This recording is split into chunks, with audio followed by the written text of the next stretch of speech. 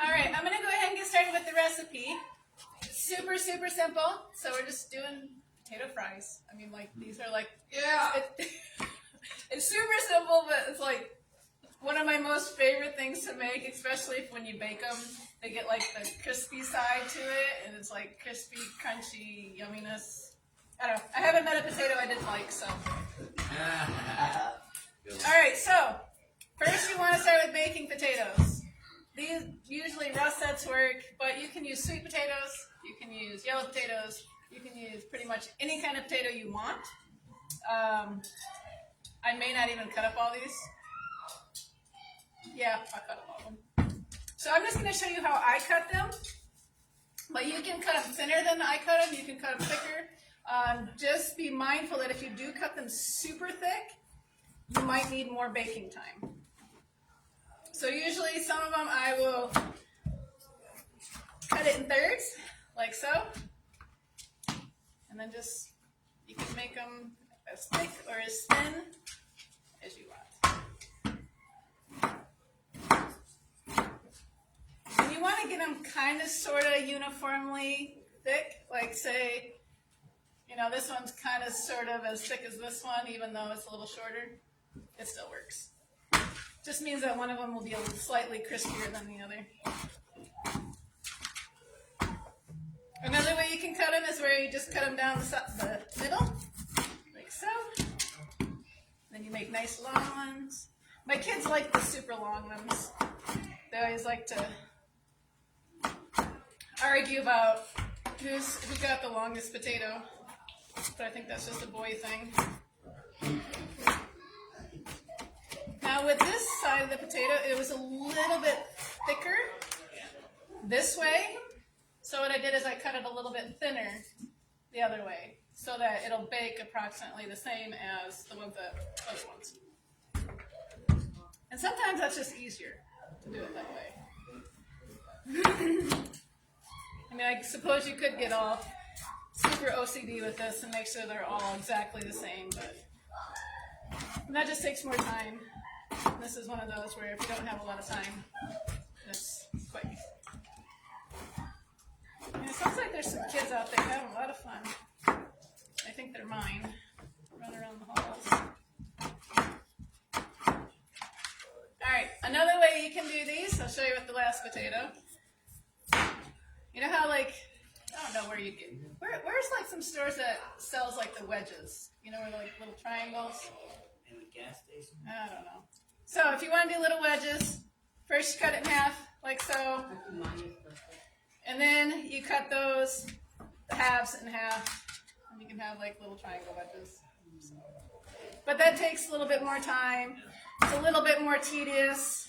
You're a little more likely to cut part of your finger when you do that. So I usually don't do those too much. But they're a lot of fun if you want to impress somebody that has never had homemade fries before. All right, that part done. You have all your fries. Then you're going to put a little bit of oil. Now, you don't have to put as much oil as in the recipe. That's totally up to you. If you don't want to put any oil at all, you would use a little bit of vegetable broth just to kind of give the potatoes a little bit of moisture so that when you put the seasoning on, it'll stick. We're going to toss the oil a little bit first.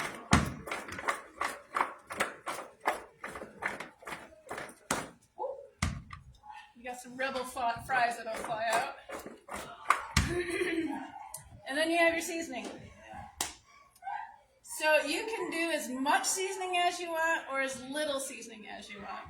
Sometimes we'll use our seasoned salt. You can also use just regular salt if you want to. Sometimes we'll put some chili powder on there and some paprika on there to have them like a, I don't know, like a spicy type of flavor. You can also, if you like your fries a little crunchier, you can put maybe a tablespoon or so of cornmeal, and that just kind of crisps on the outside of it. But you could put like ranch seasoning on here. A couple shots of Parmesan cheese. You can put some Parmesan on there. Sometimes my husband likes this. It's like a garlic herb type seasoning. And sometimes we'll just put that on there because it tastes really good. So prior to cooking or after cooking? At the same time that you put the seasoning on now. Yep. Oh, okay. Yep. Well, that's Yep.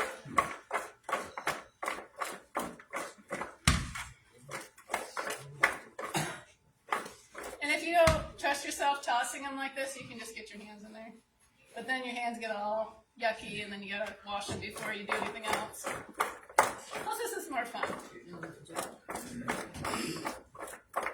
Alright. Then you take your pan. You want to preheat your oven to about 425. If you're in a super hurry and you're willing to watch them, you can do your oven to 450.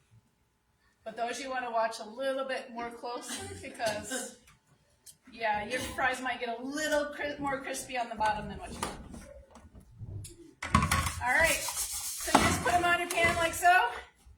Try to make sure most of them are touching the bottom, because otherwise you're not going to get like that crispy side. And then you just bake them. Yep, yep. So let them bake for about 20 minutes or so, depending on what temperature you put it on. If you put it on the higher temperature, maybe 15 minutes or so. You want to put it like in the middle racks. If you put it way down on the bottom, they're gonna get crispy before they get cooked.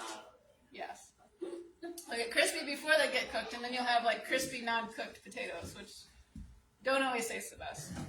But yeah, you want to flip them halfway through, or at least loosen up it off the pan, then put them back in. And usually for us, I have on here that it takes about 40 minutes, but there's times where I have this, they're done in 30 minutes. It just depends on how little you slice them or how big you slice them. And another thing, like totally apart from just fries, if you wanted to cube these, you could, and then you can throw in some vegetables in with it. You can put in some cauliflower, some broccoli, make it like a mixed vegetable type thing. It's basically the same process, just throwing some vegetables in it. So, super simple, super yummy, because usually we'll eat the whole tray.